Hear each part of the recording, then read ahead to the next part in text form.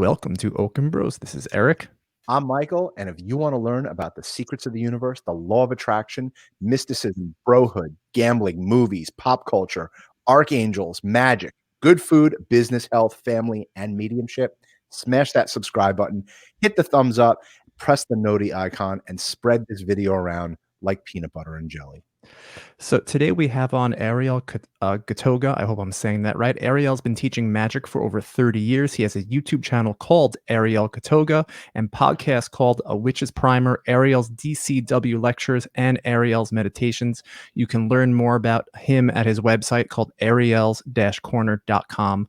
Thank you so much for coming on. My pleasure. Thanks for having me. Yeah, we're so excited. On your website, you said magic is your birthright. What does that mean? Oh, okay. Well, a lot of times I think, well, not only in magic, but in all kinds of things spiritual, there seems to be a misconception that there's some sort of hierarchical structure out there or you need some sort of intermediary in order to get your needs met or your problem solved. And that's just not the case. My point of view is that magic is for everybody, not just certain kinds of people, or this idea that there's this you have to be born a certain way or born into a certain type of family, or you have to be born a certain type of being that is separate and distinct from normal humans in order to have a magical experience is just hogwash. And I get it a lot. Like I have pretty much everything everything I do is free, and I have a Facebook post for people that are interested in signing up for a witch's primer, and it gets a lot of traction, and so I keep it up there. And every so often I'll get comments from people that say, "Oh no, you can't study to be a witch. You have to be born one, or you have to have a certain family or something like that." And it's just an elitism. It's a type of elitism that I'm kind of here to avoid, to help people avoid. And so that's what I mean by magic is your birthright. You can learn how to do it. You can. You. If you want to, you can learn how to make things work for you in your life.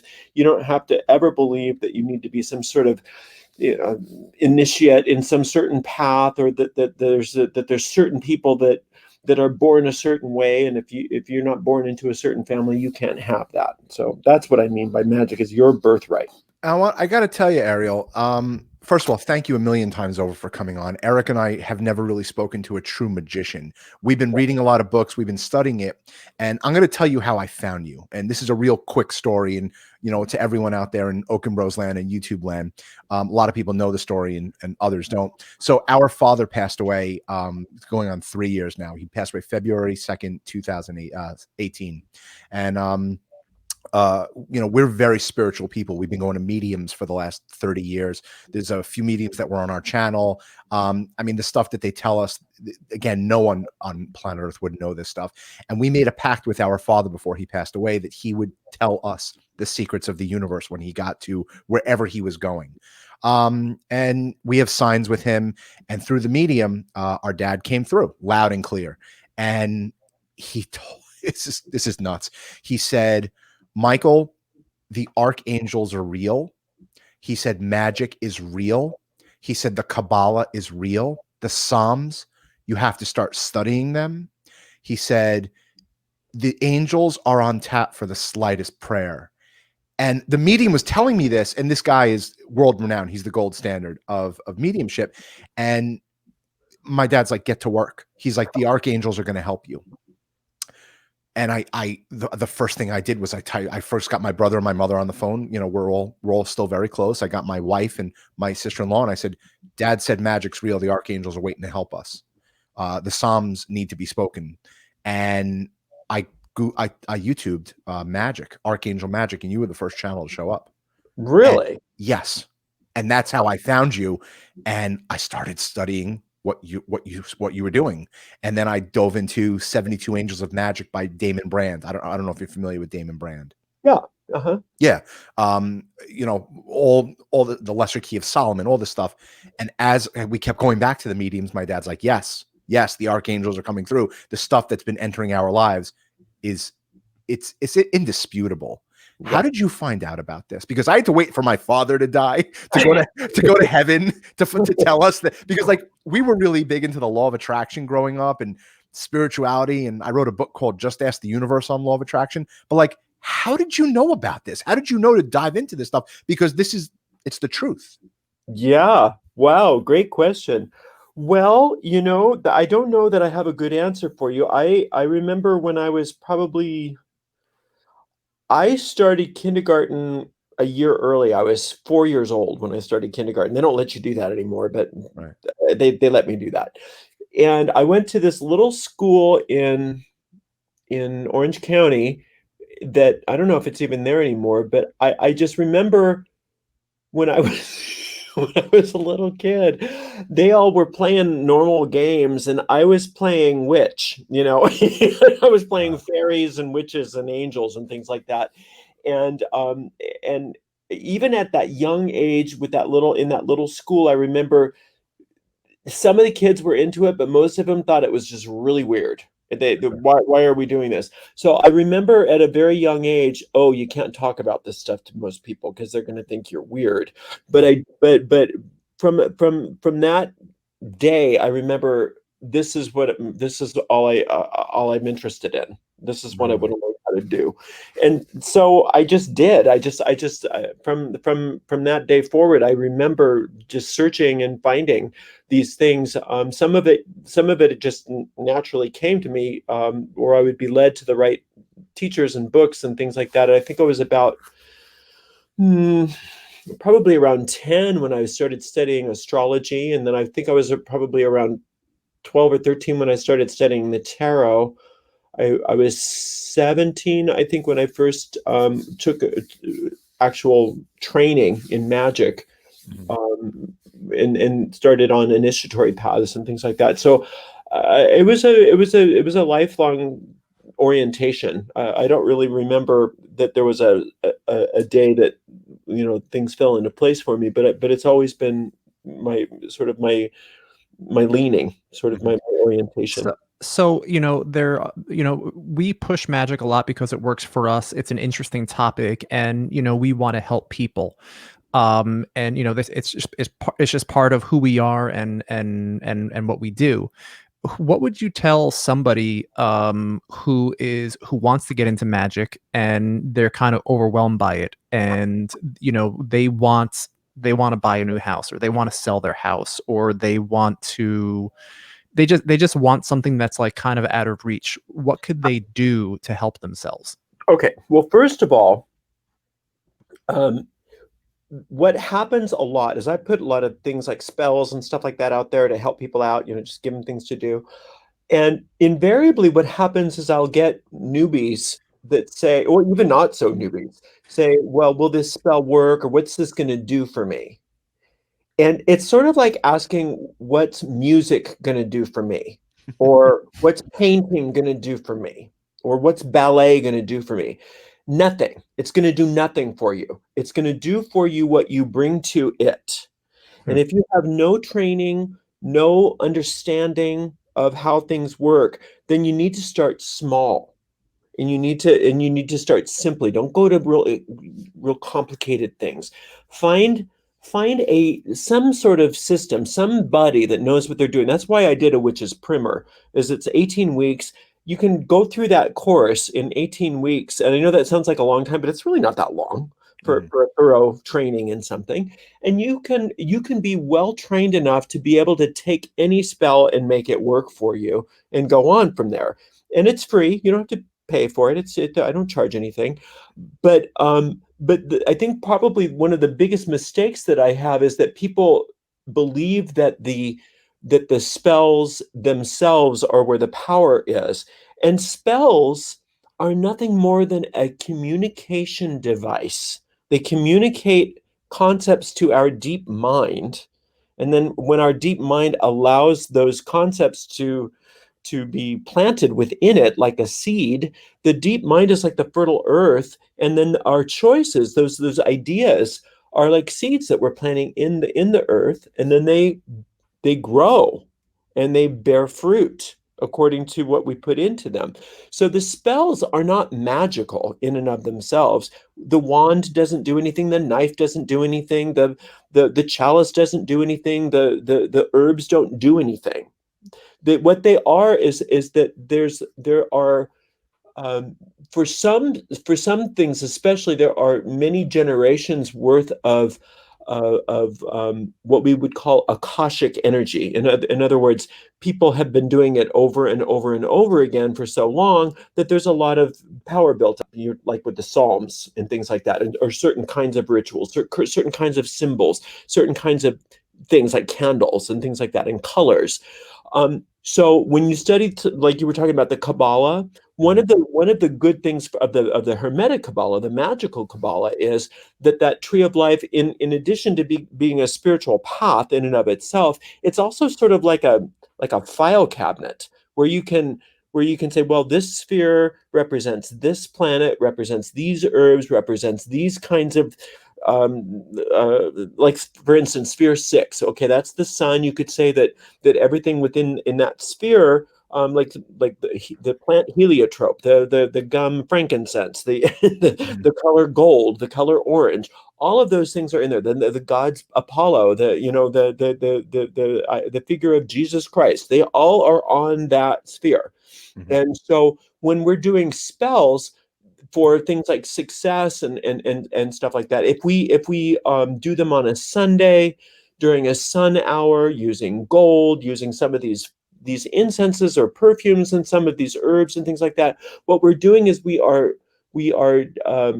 keying our deep minds into all of that akashic energy from people that have used those kinds of symbols and the symbol of the sun and the things that are on that sixth sphere of the tree of life for many generations. And it does help us to empower our spells, but it's not the things themselves that are doing anything. If you were to take, like say, a talisman of the sun, has all these mystical symbols, maybe you put some sort of oil on there, you've done something to consecrate it, and you take that and you give it to a scientist and you say, okay, I need you to analyze this talisman, because I know there's something witchy about it. I know there's something very mystical about it. So you analyze it, you tell me how strange it is. And then that scientist comes back and he says, well, there's paper, there's ink, there's some kind of perfume, and that's it. That's all there is. There's nothing magical about it. And he's right. There's nothing magical about that, because thinking that there's something magical about that talisman is not magic, it's superstition. And magic and superstition are not the same things.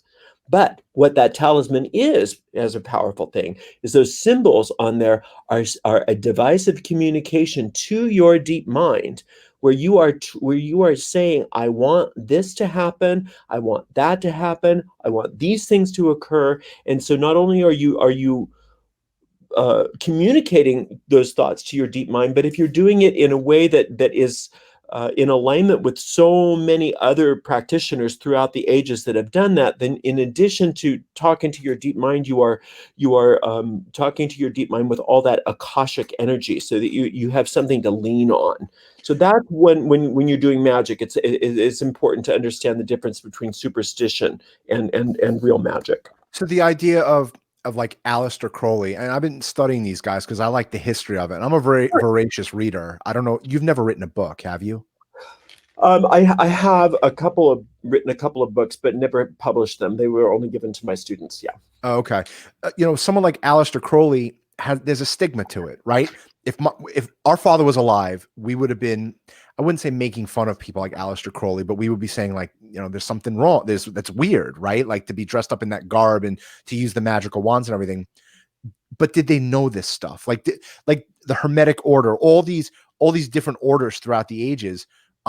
Did they know something that mainstream, like, I don't want to call it like law of attraction, doesn't know, right? Yeah. Like, yeah. Law of attraction to me is like elementary school. This magic with a K is like MBA. Right. This is a whole different level than LOA. Right. Aleister Crowley was brilliant. He was a genius, and a lot of what he wrote is very, very valuable. But he was also a narcissist, a malignant narcissist who got great glee out of sending people on the wrong path. Right. You know, if you don't know better, it's, you know, you deserve what you get if you don't know better, kind of Right. thing. I didn't So, know that. well, Aleister Crowley wasn't all good or all bad, just like anybody. He's done so many great things for the occultism, and there's a lot that he wrote that is exceptional. But he also didn't he didn't he didn't mind being infamous. He liked being that character. Right. He kind of reminded me in some ways of the Donald Trump of Magic in some ways, because he Interesting. loved everybody loving him. He loved being the king of the universe, and he loved all of that. What was different about him than Donald Trump is that his contribute. Well, I don't want to get political. I shouldn't have Yeah, probably said that. please, no politics. Yeah, I didn't. You can probably pick that out. But what was different about that was that his contributions really were good.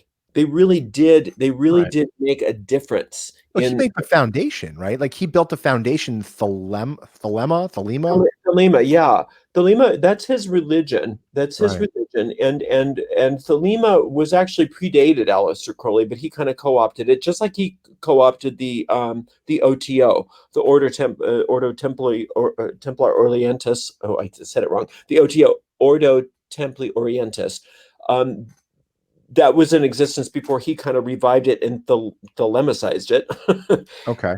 But I'm not necessarily a Crowley scholar, but I have read a great deal of his work, and a lot of it is very important, an important part of the overall corpus of occult literature. Are you So- like more of a John Dee guy? I'm sorry, Eric, but it goes in line with what he said. You know, who was your teacher? Like, I've been reading a lot of John Dee, and it's hard.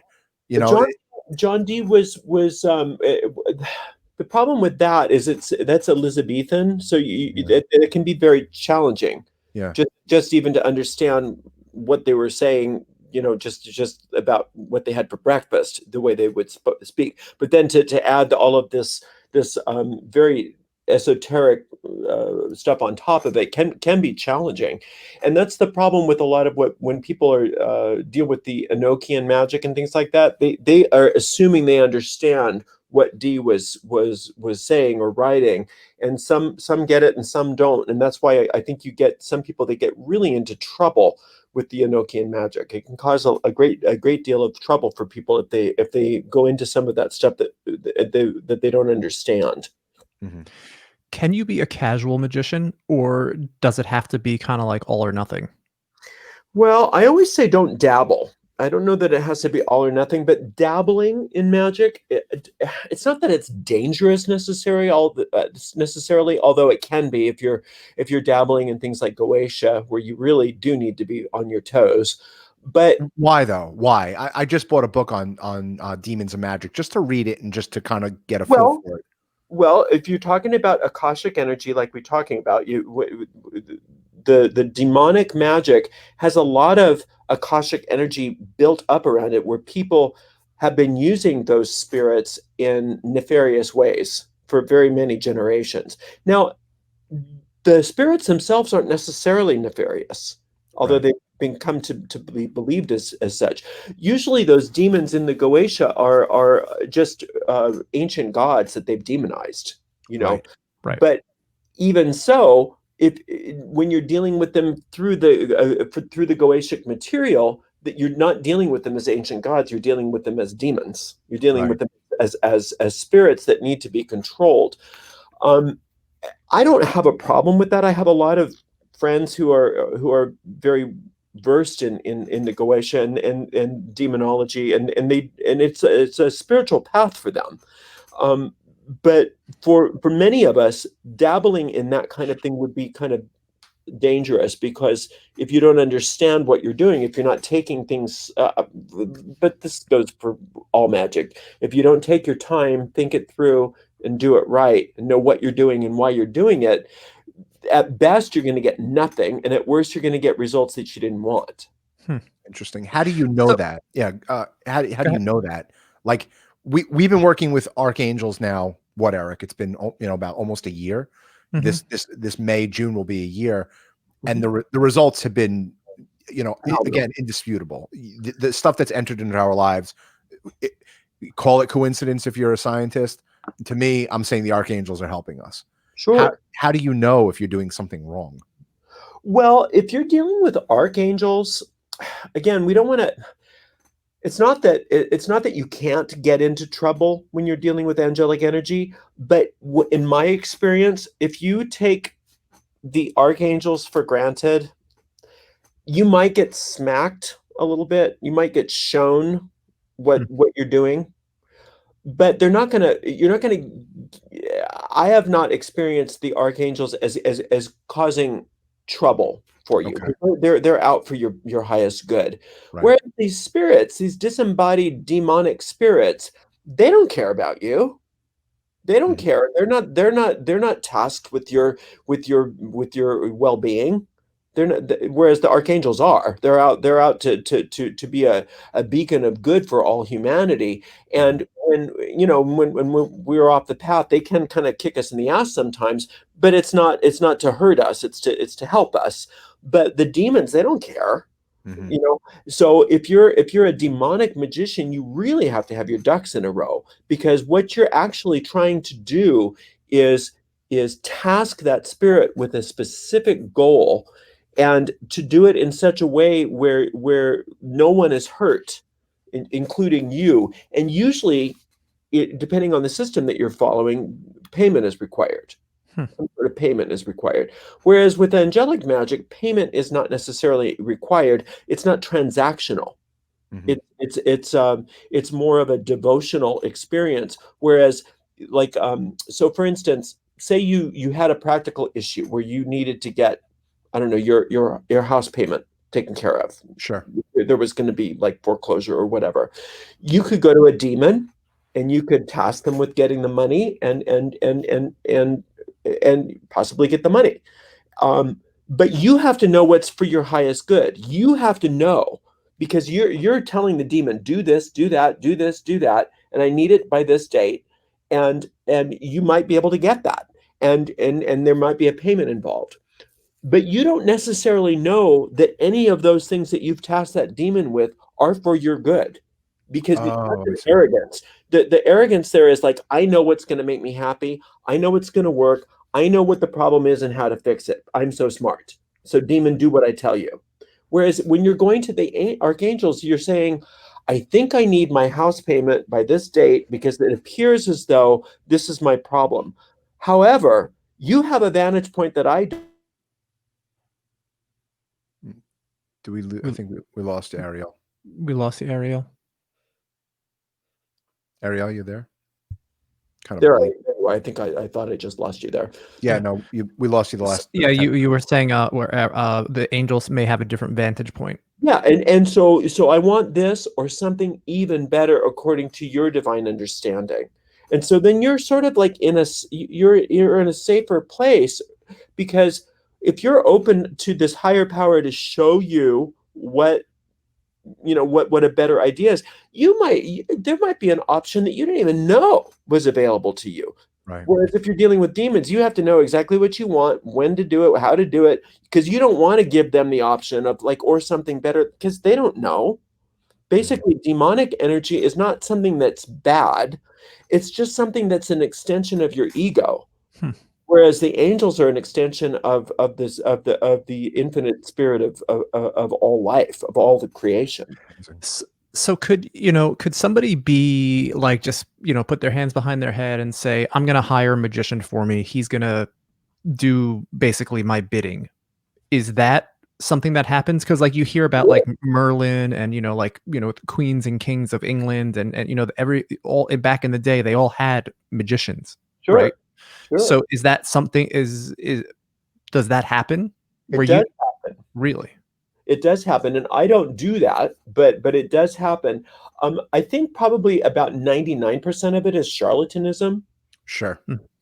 but and then occasionally you do have some people that are very, that are well versed and can do these things and will charge a fee. Um, I don't have a judgment about that as to whether it's right or wrong. It's just not something that I'm interested in participating in personally. Right. Ariel, Really? what are the Psalms? And how could you use them to your advantage? Because our father definitely came through and said the Psalms are legit. Buy the book of Psalms, and You know, there was the golden codes of Shambhala, which when we can get into in a minute. But what are the Psalms and why are they I important? love it. I love that question. Okay, you. I have a little free booklet you can download. And it's arielgatoga.com/psalm book. arielgatoga.com/psalm book. And I explain psalm magic. It's called How to Work Psalm Magic in it. Now, the tradition of psalm magic that I come from is very different than almost everything that I've seen out there, because our tradition states that you need nothing but the psalm. You don't need like there was a book that came out called the Sixth and Seventh Books of Moses in the late I want to say the late 19th century, during that whole spiritualism, and it came out in America by there was German immigrants that came up with it. And it purported to be this ancient text, which it wasn't. It was just made up by these spiritualists. And so in that book, they're telling you that in addition to the psalm, you need certain kinds of special secret coded words that you'll find in that you need this book to understand what those secret coded words are. We don't agree with that. And we're not saying that you can't use those things, but we don't agree with that. From our point of view, the Psalms. Now, again, this is just tradition. There's no historical fact to back this up, and I don't know that there ever can be. But from our tradition, the Psalms predate the Bible. They were not created by the Hebrew people. They were appropriated by the Hebrew people, rewritten because they were a scribing people. It was probably a lot of this was oral tradition, although there have been some ancient Egyptian versions of Psalms that prove that there was some predating. But the tradition holds that the Psalms were part of a more ancient corpus and practice, and that were appropriated and rewritten by the Hebrews to correspond with their theology. But within those ancient Psalms, even within that form, there are seeds of magic that are infinite. And that when you work the Psalms, that you are actually, like I was saying before, you're taking those seeds of magic and planting them deep in your consciousness so that you can get a specific result. And so the way we operate the Psalms is a little different. And we say you can add any kind of ritual to the Psalms that you want, that there's nothing against that. But in reality, all you need is a two-step formula. And that is, you take the psalm that you're working, and we have a lot of, you'll see in my booklet, there's different traditional uses for each psalm. You take the psalm in question and you read it out loud all the way through once without stopping. That's called an incantation. And then the second step of the formula is you go back and you go through it slowly, and you search and you dig and you find within the psalm itself meanings, inner meanings, hidden occult meanings. You concentrate on those. You think about those, and then you try to apply those ideas to whatever your problem is, to whatever your issue is at hand. And through doing that, and usually you have to do it for several days, so like maybe 7 days in a row. Through doing that, you notice that things shift. And we say usually within 7 to 14 days, you should see definite movement in the issue at hand. And if you don't, then you need to either change the psalm or change the way you're approaching it. But we expect results. We always expect results, and we want to see those results from working that psalm magic. It's has magic ever not worked for you? Was ever a prayer that you were like, sure. it did? Yeah. Oh, sure. That's part of it. Sometimes things just don't work. And I have a whole lecture on that. Why didn't my spell work? And there's a lot of reasons why it won't work. Sometimes we have something called that we teach in our tradition called the sphere of influence. You have to understand, as a magician, you're not the same thing as like a god yet. I mean, even though the Psalms say you are gods, and I think ultimately we are each gods, or at least gods in the making. But here on this planet, in this world, we're very limited. We're very, we have a lot of limitations that we're growing out of. And within that, we have to realize that there's only so much that we can influence directly, and that when we bring magic into the equation, we are trying to expand that influence. We are trying to expand our influence farther than what we could do on our own. But even with that, we have to grow organically over time as far as what we can hope to achieve. And so a lot of times what people do when they first get involved in magic is they try to do operations that are way too far out of their sphere of influence, and then they get discouraged because it didn't work. Oftentimes that's what it was, is you didn't break your goal down. You wanted to win $5 million in the lottery, and it didn't work. That was way out of your sphere of influence. What you could have done is say, I want to increase my income by 10% over the next 3 months or something like that.